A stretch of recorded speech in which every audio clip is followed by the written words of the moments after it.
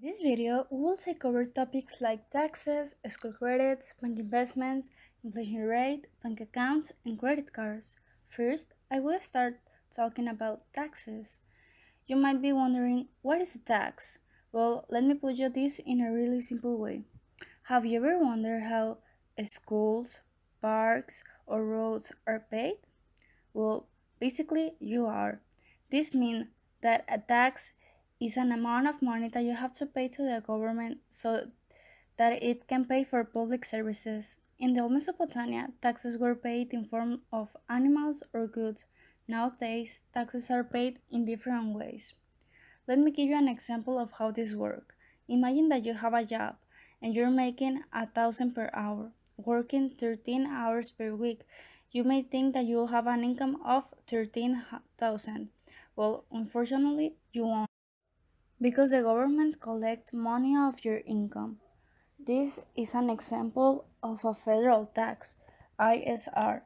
In Mexico, we have three types of taxes: federal ones, state ones, and municipal ones.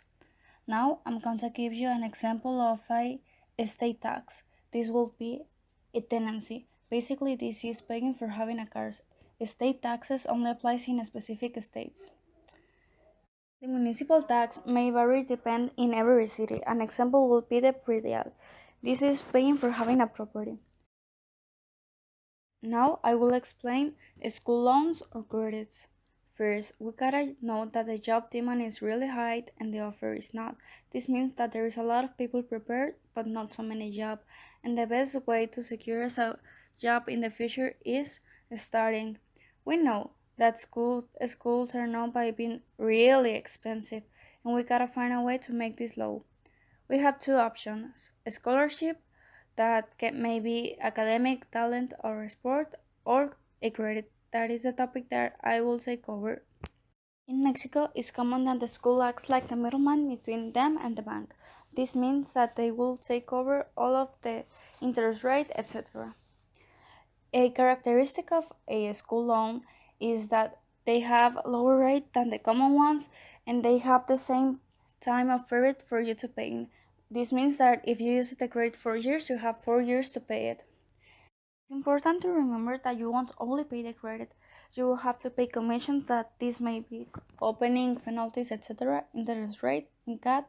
This is total annual cost.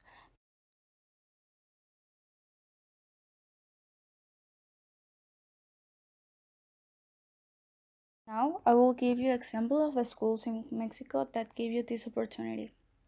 ITESIM, UAG, Ibero, UP, ANAHUA, ITAM, UDEM, etc. Our next topic will be bank investments. First, I will give you the difference between a bank account and a bank investment. Basically, a bank account is where you always have the same amount of money, and a bank investment is where your money will increase. This works by you giving the money to the bank, and the bank will invest it in different ways. We have different types. One type is indexed with ETF, fixed rate, etc. ETF means exchange traded fund. The ETF is the same as the stock exchange. This basically works by if the stock exchange grows, you will increase your money, and if it goes down, you will lose your money. The fixed rate is a more secure one, but you won't bring that much. And to finish, I will give you example of banks that give you this opportunity. A local will be Actinver and an international will be the BlackRock. Now, I'm gonna talk about inflation. Do you know what inflation is? Have you ever heard this term without knowing what this means? Inflation is the sustained with speed increase in the prices of goods and services in an economy over time. In a few words, this is an increase in prices. But to be considered inflation must be sustained. This means consistently.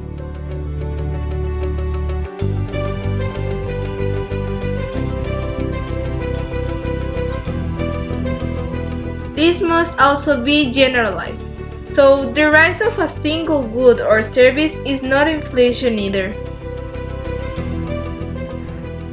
Since it is very difficult to take into account all the products in a country, certain products called basic basket are selected to be based on them and see if their prices go up.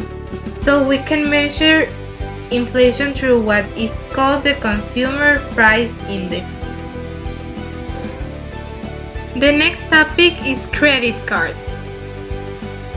Many people wonder what will be the best credit card, but unfortunately, this answer is not so simple because it depends on many factors.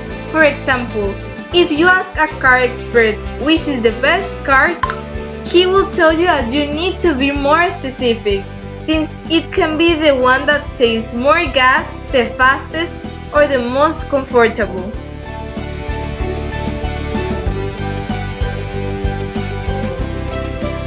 Well, in the world of credit cards, there are also several factors that we must take into account when choosing one. Therefore, the best card does not exist. However, there is something that actually exists, which is the best card for you, which you will discover through certain questions that will help you decide which is the best option and the one that best suits you. For example, they will ask you if you have any credit history or any way to check income. And probably with our age, the answer is no. That is why there are some cards for the students where all you have to do is verify that you are an active student. Now, if the answer was yes, the most important question will be, how will I use my credit card? Many people need the card to go shopping during the month and at the end pay the entire amount. If this is your case, you may be interested in the different rewards offered by these cards. If not, your priorities should be the total annual cost and their interest rate. Also, the best option will always be the one that offers no interest purchase. So the next topic is bank accounts. Different types of bank accounts serve different needs. Depending on your goals, it's wise to put your money in the best account and use the right tools for spending and saving. First is the saving account, which is good for kids, teenagers that want to save money of their first job, and it's an excellent option to save money for emergencies. One that is good for anyone who need a place to deposit a paycheck or cash is the checking account. And finally, the retirement account is excellent for saving for your future. Now we can say that you are now a businessman. Thanks for watching. Have a good day.